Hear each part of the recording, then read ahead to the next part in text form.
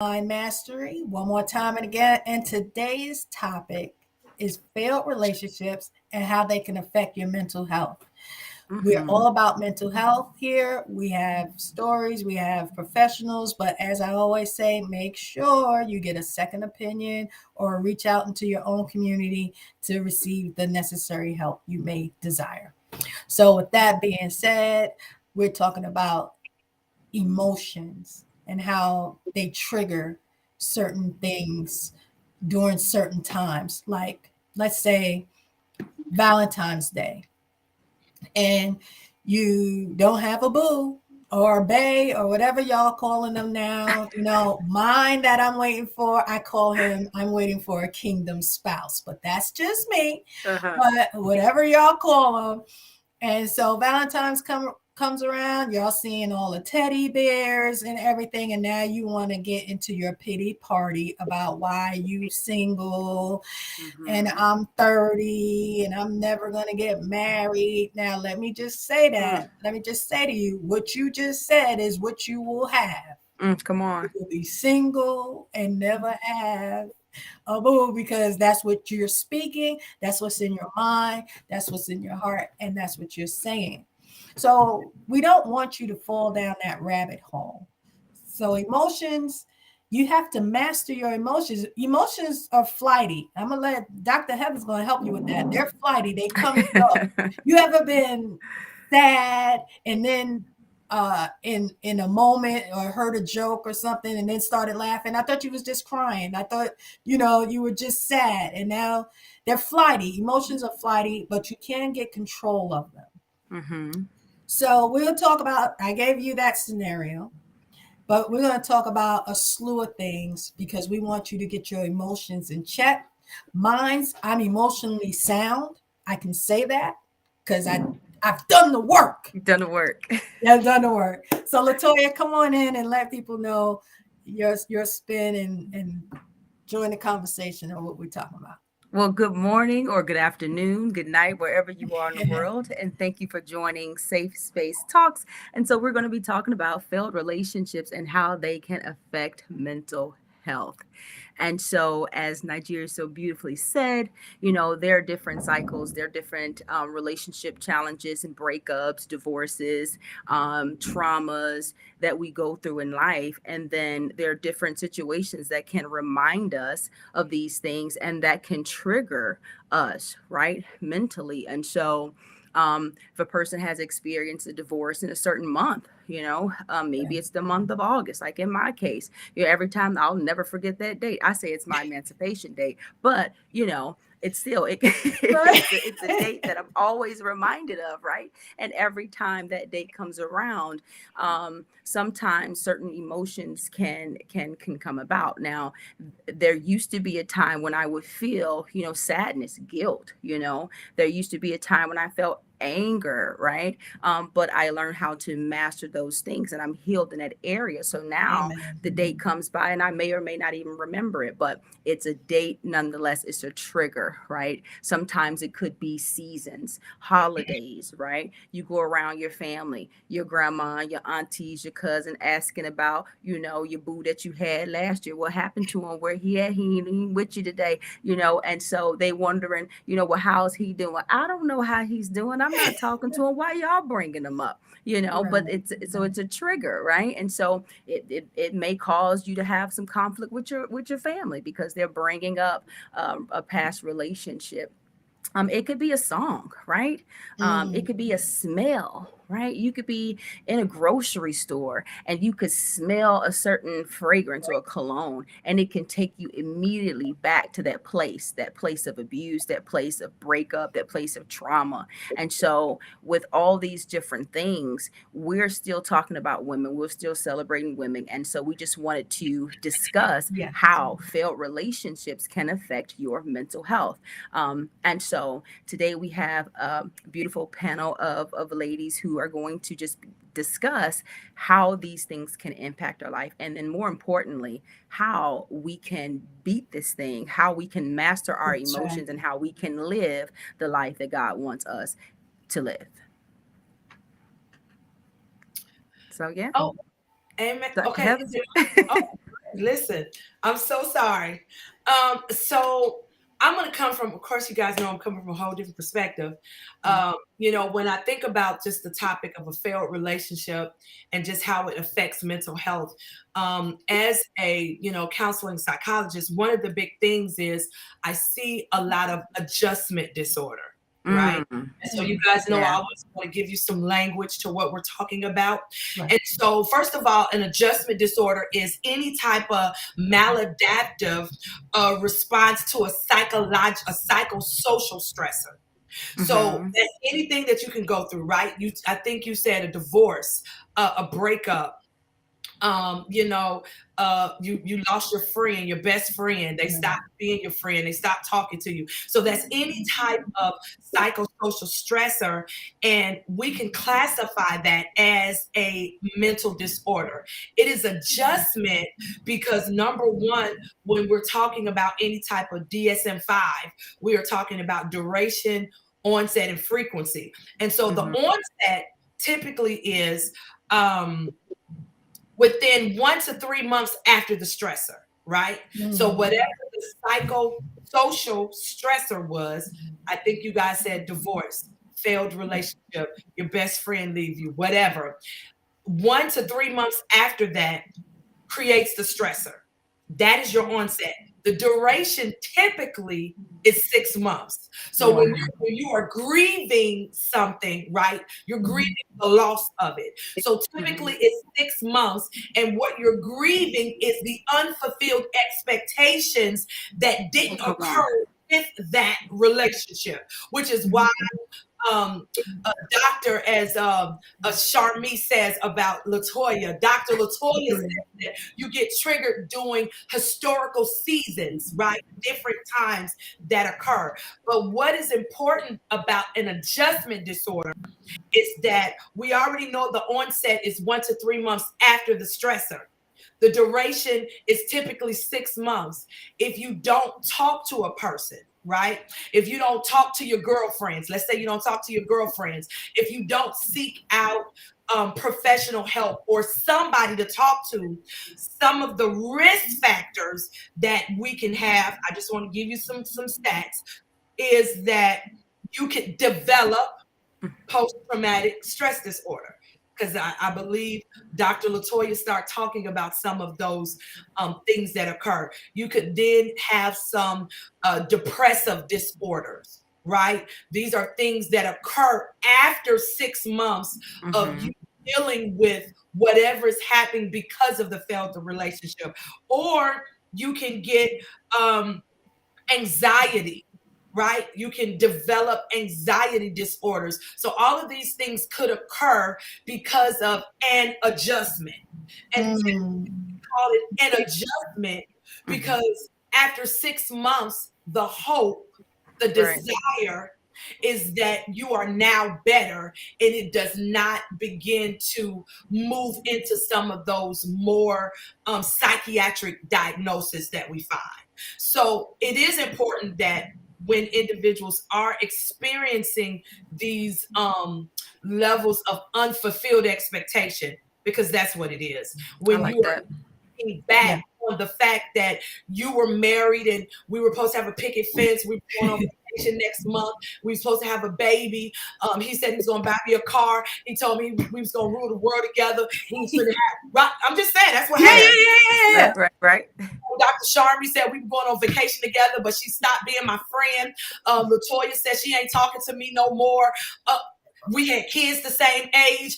How do I manage our friendship with the kids now because she's Mm-hmm. not yeah. talking to me? Our kids can't be friends. Now my child is Mm. experiencing a level of sadness because Latoya dismissed me and she took her child. Right? It becomes a Mm-hmm. cycle. And so what happens is you have to be able to Oh, express, communicate, and talk about some things so that it doesn't move to the next level. That's wow. good. That That was is so good. good. So it sounds like what you're saying is that time period is so pivotal It's that critical. you have to be able to readjust your adjustment in order to Yeah. prevent yourself from experiencing or from that ordeal to turn into a more permanent psychological disorder. So, Yeah.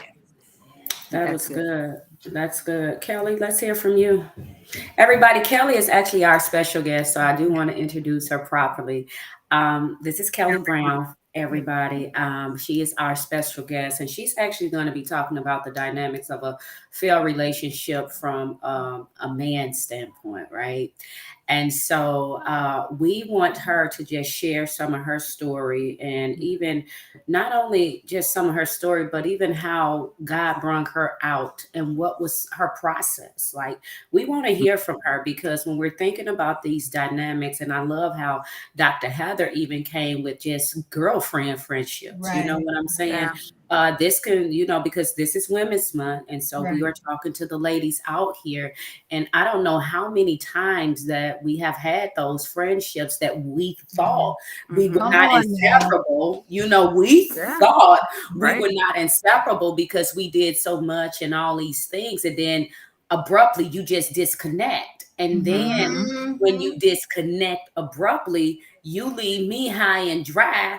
And I'm like, what happened? I mean, I thought we was Mm-hmm. cool. Like, Right. we don't understand, because here's the deal. If we're going to deal with this thing also from a Christianity standpoint, we have to recognize what soul ties is, right? And Mm. people don't understand the soulish realm and how my soul is tied to an individual. And this is one of the things that David and Jonathan had.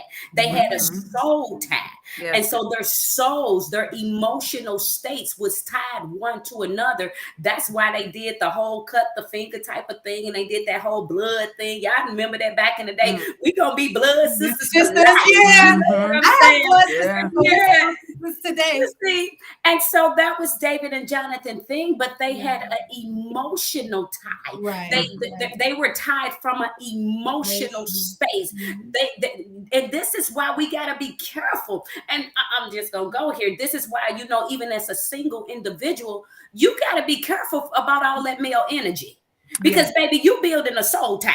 You Come may on. don't know what you building, but you're Yes. building a soul tie. And Yeah. so many people don't understand those things. Well, I got a ton of male friends.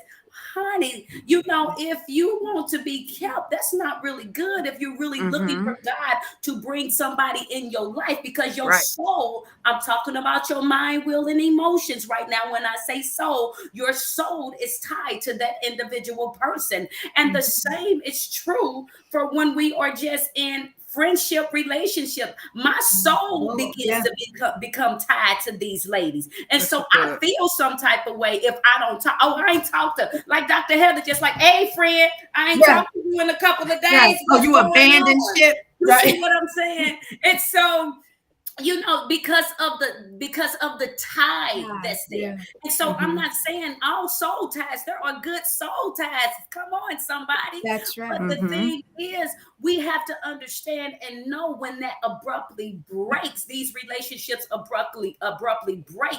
It takes us into a place Spiral. psychologically, Yes. that we are not ready for, because now I'm remembering when mama did it. I'm remembering when Come daddy did it. on. I'm remembering when this person did it. So now I got a level of rejection that I'm feeling, and it's taken Mm-hmm. me into a mode of depression and anxiety that I was not ready for. And so, with that being said, come on, Kelly. Kelly. That was good. Y'all got me all worked up in the spirit over here. We having church over here today. Man, there's so many things I could say, but I am somebody that I was in a marriage, verbally and emotionally abusive marriage, that failed. There were children involved. So, it's hard because you feel like a failure. Like you said, you have all these images of the picket fence and the beautiful family and so on. And then everything comes crashing down. And on top of that, I also experienced depression. I was diagnosed when I was 12, but it was not treated. Mm. Okay. That's what my book is about, is my journey with depression, because like most of us, we don't talk about mental health. That's right. These are not words that we've been using in the Black community for a very long time. In fact, many of us run from these conversations. So although I am not a doctor, you know what I mean? This is not my field of study, but I've been studying myself for a while. and others and observations, and just kind of like documenting my journey along the way to share. But as somebody that does battle depression, that's a fight I face every day with my emotions. You know, it's a mood disorder. So I already have struggles. Right. Then when you add on failed relationships, failed friendships, loved ones that have lost, Right. it could send you into a whole crash, a whole spiral down.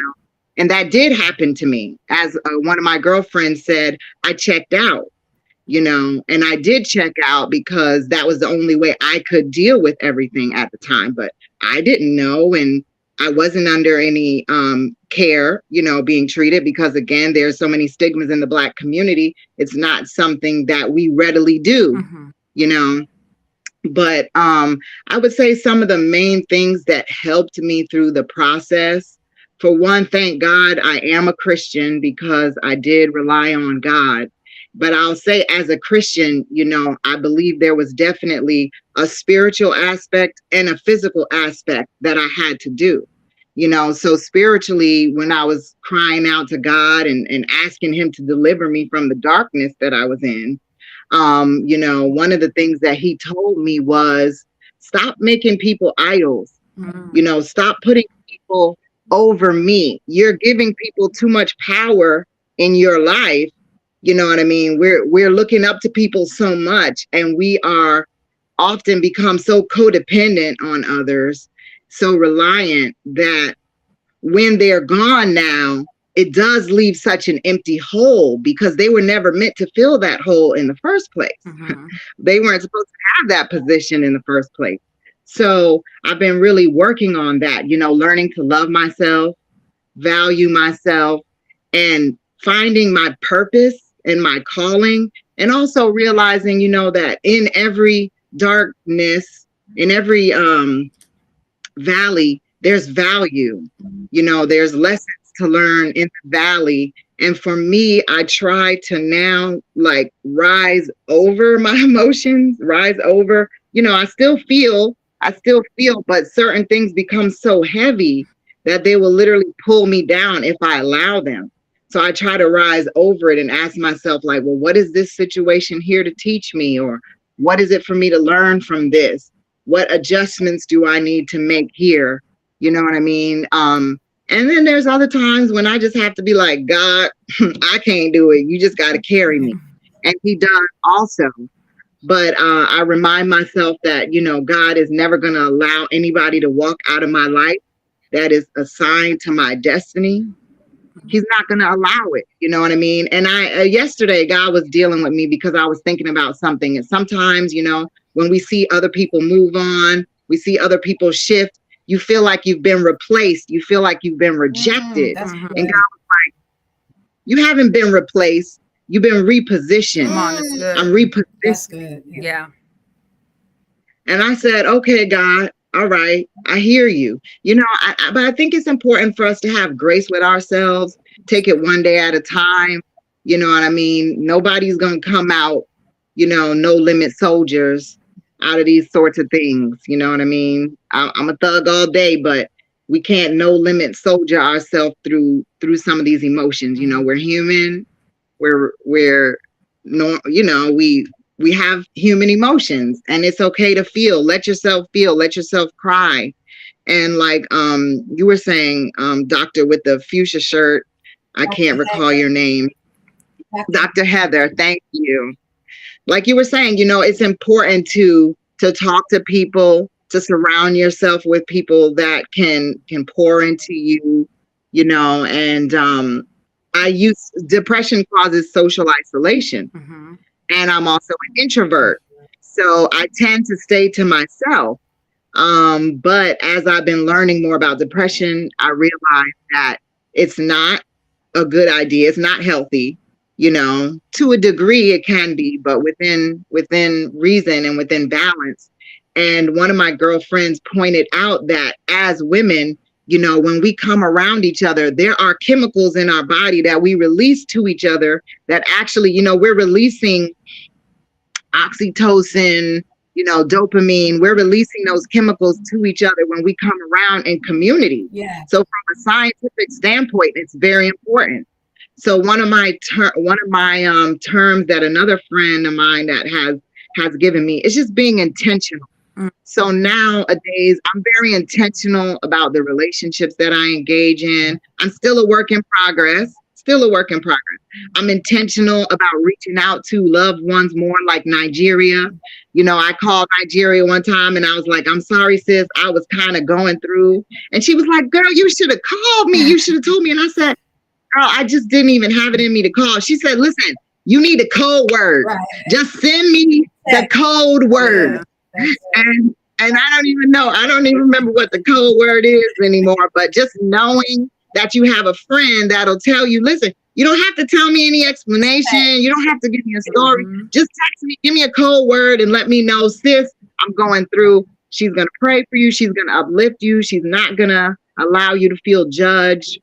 Just being intentional about all the things that I do, because like we said, all these relationships, all these emotions, all these things they will affect us. Yeah. There's no can, it will, you know what I mean? So we have to be intentional about being proactive, being retroactive, you know what I mean?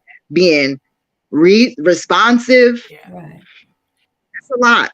It is a lot. I always say this, I was raised by my dad. So my emotional state when it comes to relationship may be a little different. I haven't proven this. I probably need to talk to more females who were raised by their dads.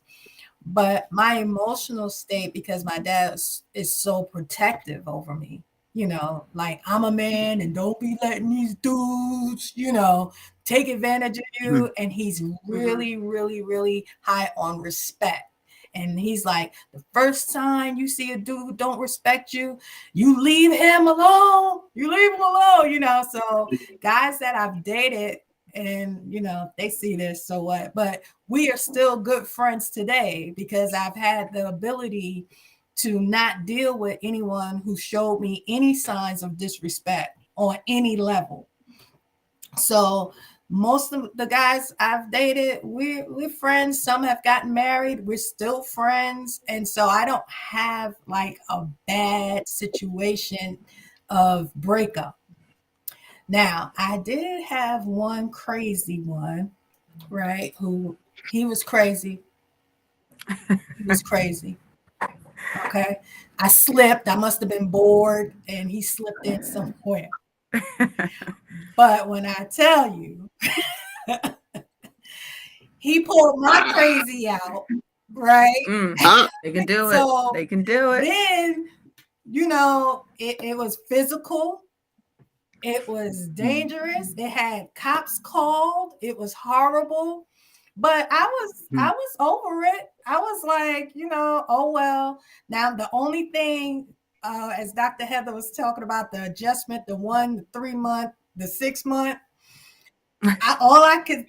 all during those times, all I kept saying was, I better not see him. He better not roll up on me. It's just, I'm going to be in the orange jumpsuit. So my emotions, right, was full of anger and rage. And it did take some time. Like his name, if you mention his name, I'd be like, ooh, like you said, you go to the family house and they're like, where's so-so? You're like, we broke up.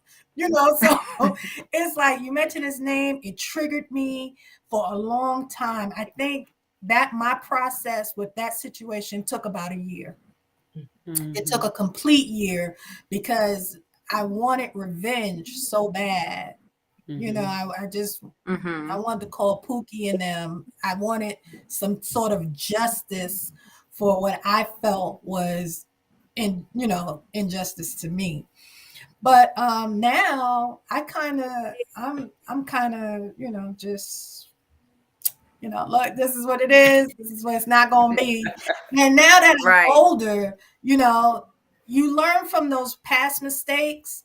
Prayerfully learn from your past mistakes, that when you're dating someone, right? I think I'm a dating expert.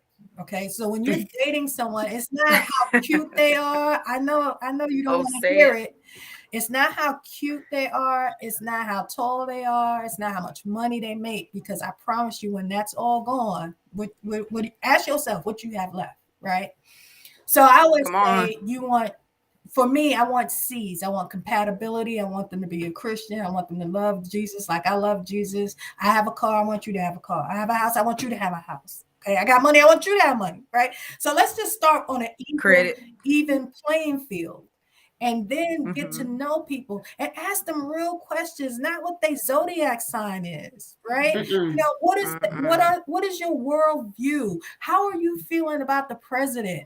Right? Like some real issues. Where do you think, the economy is going?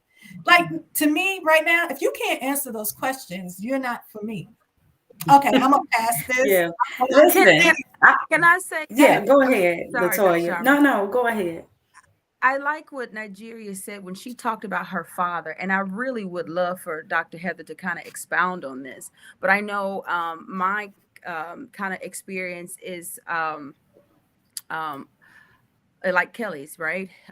Divorce, kids, and all that. But I started out wrong because I wasn't healed, because I didn't have a father in my life. And so, because my father wasn't in my life, I went after a certain type of man who was older, who I felt like, served that kind of purpose as that father, right? I had that need, that psychological need of feeling safe, right? Feeling that security. And so, but because of that, I was attracted to the wrong type of person. And so when being attracted to that kind of person, I went through 12 hellacious years of emotional and verbal, and it got real, it got physical Right. abuse too for 12 years. It Mhm. took me that long to come out of that.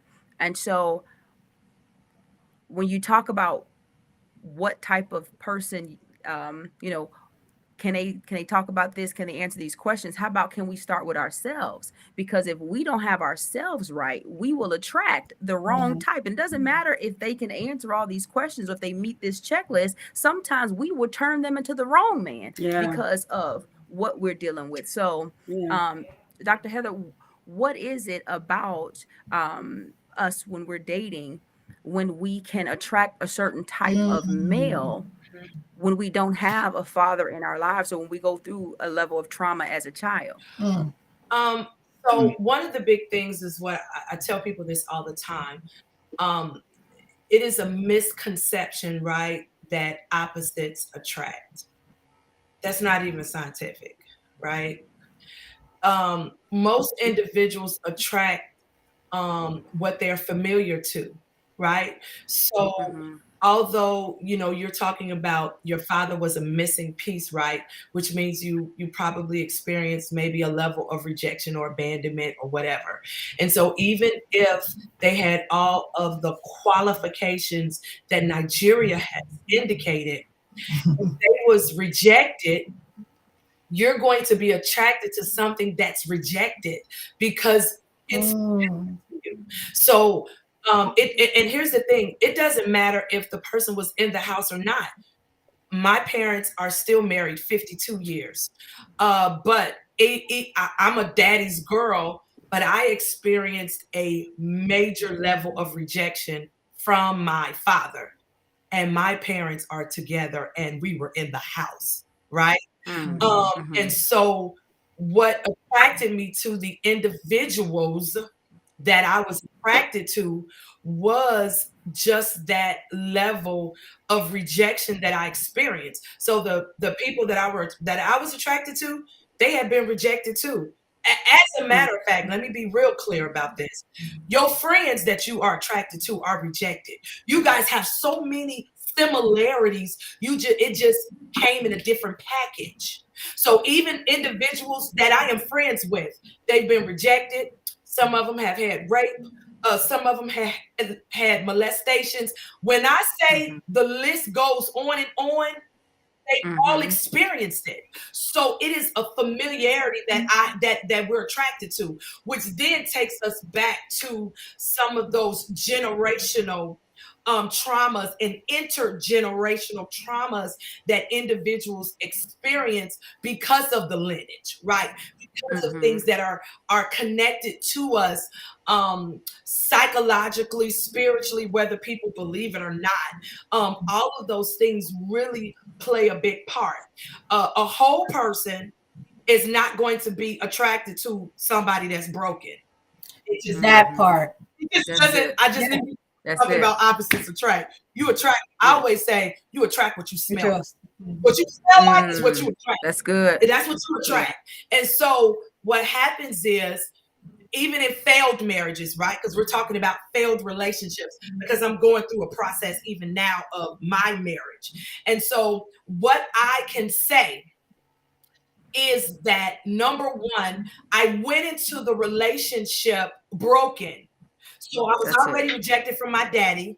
And Mm-hmm. so I was in a 10-year abusive relationship where I was emotionally, physically abused, right? So I go through that. Then I meet somebody who, although he didn't put his hands on me, I still Mm-hmm. experienced some of, listen, the same things I experienced from my father, from the last person that I was with for 10 years, because I was broken. As I begin to heal, right? As I begin to deal with my own trauma, realizing that I continue to attract individuals that are rejected or abandoned or broken or just had some kind of trauma or just whatever. When I begin to realize that, I begin to change and change my narrative, change interactions, change who I interact with, my conversations, communications, all of those things. When I begin to change, he didn't. So now he didn't smell good no more. He Mm-hmm. didn't look good no more.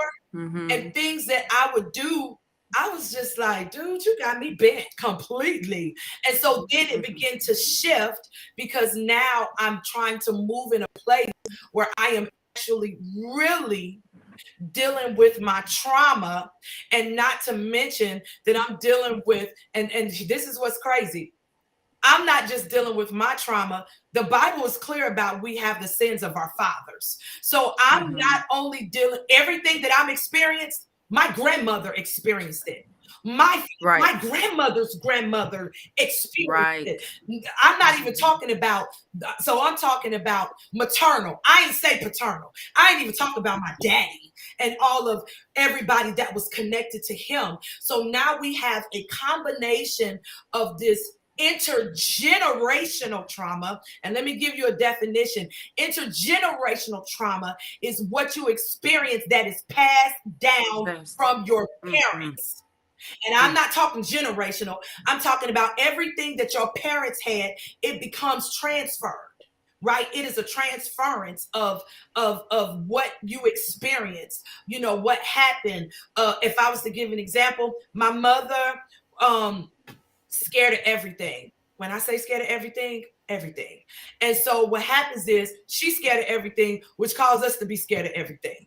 Mm-hmm. And so I don't even know where it came from. Oh, it came from my mama, because she experienced the trauma where somebody died or some different things. So now it becomes intergenerational. I'm scared because you were scared. I don't even know why I'm scared. I don't know why I'm You scared. understand what I'm saying? So Mm-hmm. now I got to break the intergenerational trauma, because that has nothing to do with generational sin. This is my mama's stuff from you, and it becomes a Mm-hmm. cycle. And so then now I just passed it to my two children.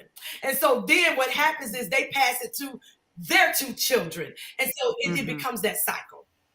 Yeah, that's That's good. good. And I want us to, at a later time, I want us to actually deal with the seasonal triggers in relationships, because we have to understand that the certain times of the year, certain anniversaries, certain things, it really does bring about triggers. Some people go into a depression at a certain time of year.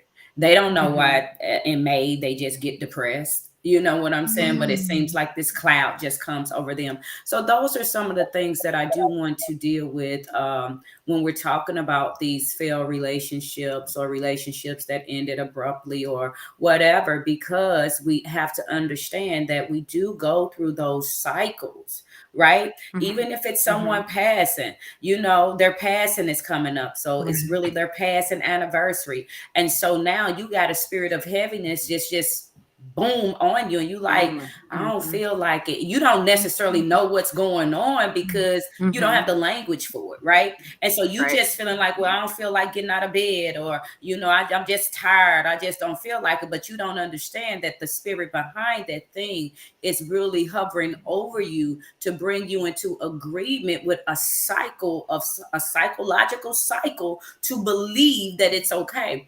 And so and we're gonna have to touch on it later because we are running out of, our time has gotten away from us, right? So we'll touch on it later. But these are some things that I really want to really focus on, because there are so many that don't understand the seasonal triggers that they Mm-hmm. have based on failed relationships. And then here's the thing. And then now you're trying to get into a relationship with somebody else, and you don't even Mm. understand that the previous relationship is not even broken. Right. One of the things I love, that Jesus says, and that the Bible tells us rather, is cursed is the one who hung on a tree. So I'm a believer that, Jesus, he took it. I don't have Mm-hmm. to walk around cursed when he said he Right. took it. You Yeah. know what I'm Yeah. saying? If he said it, I believe it. If he Mm-hmm. said it, I'm just that individual that if the Bible said, I don't care who else got to believe. If the word said it, I believe what the word say. If he told me I can know truth and be set free, I believe that. I believe that is possible. Like, Right. I truly believe like that. Because Mhm. remember, everything is still contingent on your belief system. That's right. What That's is right. your belief? Be it unto you according to what you have believed. And so if my belief system is off, then yes, I will feel like there's dynamics of things that I still have to go through. But it's according to your belief. I'm not telling you whether your belief system is right or wrong. But what I am saying, when I read the word of God, that's my go-to. That's my standard. You know what I'm Right. saying? I have a standard that I try to live by. My standard for me personally is what Jesus said. Now you can say, oh, you know what I mean, because we Yeah. have Right. people Yeah. saying so many different things, and Yeah. and I'm not saying that it's not good stuff, but I do know that when they told me that I could not be healed from schizophrenia, that Jesus said something different. Right. So Right. I Mm-hmm. gotta go with that belief system. See, Right. because if it Right. was up to what I was hearing, I wouldn't be healed from Mm-hmm. schizophrenia. Yeah. Because they tell you that that's something that you can be healed of. That they Mm-hmm. told me this is how you will be for the rest of your life. They said it out their mouth. So if I stood on what they spoke into my hearing, then I won't be hearing in my sound right mind now. And so that's why I say that everybody has a standard of belief. Everybody Mm-hmm. does. But we have to come to a place really where we know whose report are you truly going to believe? What Yeah, report? I like what you said. And I love that you said a standard, because I live a discipline and a life of standards. Because people always say, oh, boundaries, boundaries. And I always say, but you can move a boundary line. So Mhm. you can move it according to how you feel. But if you have a standard, then that's just it, you know. Mm-hmm. But when we talk about relationships and failed relationships, seasonal, we mentioned Valentine's Day. We mentioned that Latoya mentioned August is a month, and that memories may or may not come in regards to divorce.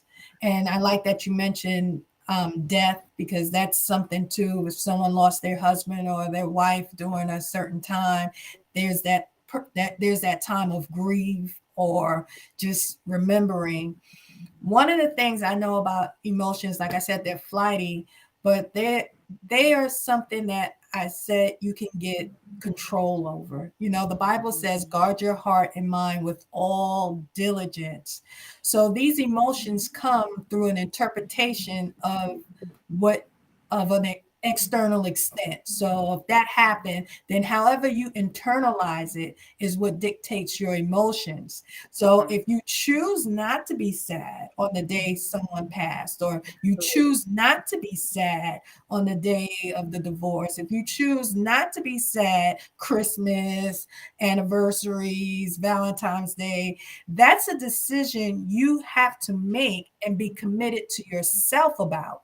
You have to say to yourself, and it's hard, Yeah, but next year I'm Yeah. not doing this again. that I, part. I, I choose That's not to it. do it. This is That you part. have to Yeah, choose. That's Yeah, true. and you yeah, have to You have choose. to yeah, choose.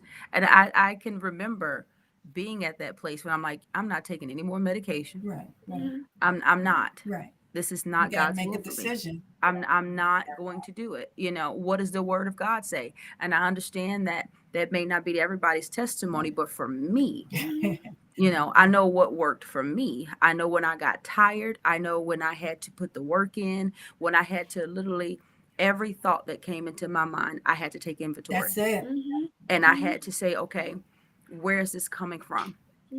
Is it the truth? Right? And, sometimes things can come into your mind. It may be a fact, but is it the True. Right. truth?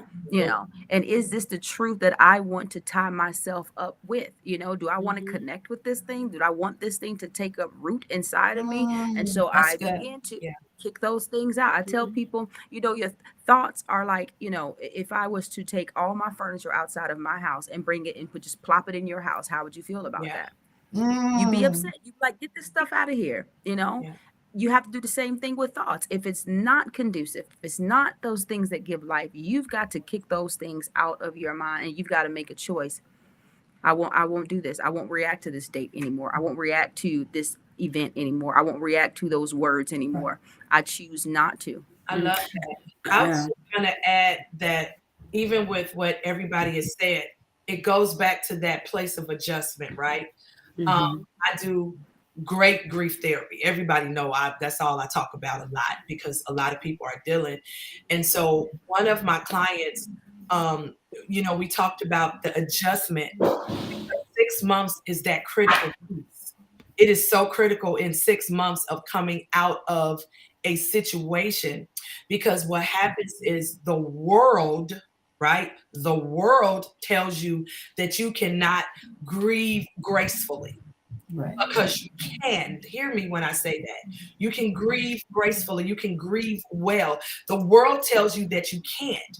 And so what happens is it is deposited in us that you're supposed to create these shrines that you're supposed to. I'm just telling you. So Yeah. what happens is it's being imprinted in the amygdala. It's a process. Mm. It's happening. So you are being programmed that you are supposed to. If you do not grieve, I just had a friend, her mother died in February. 2 weeks prior, she texted me and said, friend, I ain't taking no phone calls. I'm finna go. I was like, wait, you're intentional about grieving? I was like, oh, we not doing a celebration? We not have you understand what I'm saying? I'm like, what happens is the world tells you that you're supposed to grieve, that you're supposed to That's good. cry. Like, people call me, and I'm real clear about this. People call me and be like, for the ones that do know that I'm going through a divorce, they call and be like, you okay? I'd be like, I'm great. Everything is good. And they'd be like, really? I said, well, wait, do you want me to cry? Do you want me to pass out? Do you want me to get out of Mm. bed? That's The good. question that I asked them. I said, tell me what Do you you want from me. Because whatever you want from me, I'll give it to you. Right? It's the expectation Expectation. that Right. I'm That you're supposed Wow. to do supposed that. to. But that is not a truth. It is Right. just not, that is not true. The fact is, it is happening. The truth Mhm. is, I am fine. I am Mhm. whole. Listen, I don't know. My mind is together. Now, 10 years ago, it might not have been together if I Right. was in Right. this situation. But my mind is together. And that plays a big part when we're talking about this, where the people are mentally. Mentally. Because Right. Mhm. mentally, you not even are in a place to accept, and me and Dr. Sharma talk about this all the time. If you're not even in a place to accept that the word says that you really are healed, it don't matter what we say. because mentally right here, you can't accept anything that we trying to, you understand what I'm saying? Right. Because you have just incriminated, you put yourself almost in this prison yourself. Right. This is a narrative that you created, at times, that this is what it's going to be. And I love that Miss Kelly said that whole intentional. I love that word. You want to know why? Because I tell my clients, you have to be intentional. You have to be intentional every week to get out of bed and go somewhere. You have to be intentional to be like, you know what? I'm going to call Dr. Sharmy. Even though I don't say nothing, Dr. Sharmy still knows what I'm going through. As a friend, she might just drop a text. Nigeria, you just dropped me a text and was like, yo, I miss you, right? You just dropped me a text. You understand? Yeah. We got to be intentional. I love that. We got to be intentional friends, right? To just say, thinking about you, friend. We have to be intentional to just get out of bed. So I love that Kelly said that. She was like, I just got to be intentional with getting up because it really is a struggle. And so that's important. Yeah. Everything you guys said is so impactful. And I just want to add, as well as, like I said, because for me, I also battle depression. And I choose to use the word battle because I'm battling it. You know what I mean? I'm not just sitting back like, well, this is what they said I got. And, I'm fighting you, but I know who you are. But also, in order for me to fight a battle, it's best for me to know what am I fighting against. You know what I mean? So it's important to know myself. What are the symptoms? How do I combat it? All those things are important. And I think because I battle depression, sometimes I'm not as much in control of my emotions. There are times when depression incapacitates you or decapacitates you. I can't remember which word is the one, but it paralyzes you. So even if you say, you know what, today I'm getting out of bed, I gotta do this, you know what I mean? Sometimes you can't get up, you know what I mean? If you're struggling with a mood disorder on top of a grief, on top of a trigger. And one of the things I'm learning to be intentional about is having grace with myself, because I have a girlfriend that has lupus. And when her body, like there's times when she's dancing, she's happy, she's jovial, everything is great. And then there's other times when that lupus kicks in and she can't even drive. You know what I mean? She can't drive. She has no energy. Like everything that I know about her to normally be now is not there. You know what I mean? But that comes with her disorder, her illness. And we're all at different stages of our illnesses, of our growth, of our mental health. And everything you guys said is very powerful. But I just want to also add in for somebody who may not be at that stage, you know what I mean? That change is a process. It's not going to happen overnight. But as long as you're being intentional about trying to get help, whether you're reading, whether you're talking to somebody, whether you're getting therapy, whether you're on medication, whatever you choose to do, it's going to be a process, and that's going to be individualized, based on the person and based on where they are. But one thing that I've learned to do is have grace with myself. Sometimes if you can't get up, sis, it's okay to lay in the bed, read a book, watch a movie, I'm not up to it today. So it's okay today. Now, if that's prolonged for 2.5 weeks that I can't get out of bed, then we need to evaluate some things, talk to somebody, make a phone call. But, having grace with myself has been a very important part of me being intentional, because, I no longer expect myself to have to be a thug out every day. You know what I mean? Like some days you're not gonna be able to thug it out. You're just gonna rest. Some days you're just gonna let people love on you, pour into you. You know what I mean? So I like that part. And I think everyone should leave knowing this. And I love it, Kelly. Have grace with yourself. Have grace with yourself. It's okay to be okay. It is okay not to be okay. I just wanted to say that in terms of battle, um, we sometimes have to know that whatever we're experiencing, it is a journey, which means that we are walking or working through it and not in it. So I would want you, Kelly, or anyone else to look at your situation as a journey that you are walking, working through, and not in. Yeah. That's good. Yeah. I love Not a that. battle. Yeah. Yes. It's not a Yeah. battle. You're That's not good. battling. You are Yeah. on a journey Journey. through. Mhm. You're journeying through and not battling in. Amen. Yeah, Amen. and that's going to be key because even as you were talking, yeah, I mean, I mentioned the schizophrenia, but I also was battling with bulimia at the same time. I was battling with depression and anxiety all at the same time. I had to like be intentional about my healing. And for Process. Yeah. me, it goes back to like Dr. Heather was saying, I'm going through this journey of healing. I'm not, Mm. for me, it was not an issue whether I'm going to be like this for years. Lord, your word said that you healed. And if I am going to believe your word, and if you're still in the healing business, I am going to be healed of this. Yeah. I refuse to believe. And even, I can't go into detail, but I've walked with people through Yeah. their healing process, right? To understand and know how to really war with Come those on. dynamics that come against your psyche. Yes. You have to learn how to war with those things. Yeah. Yeah, Because it's yeah, spiritual. it's spirit. All of it's spiritual. Mm-hmm. All of it. Oh, let me Chemical. I mean, clarify.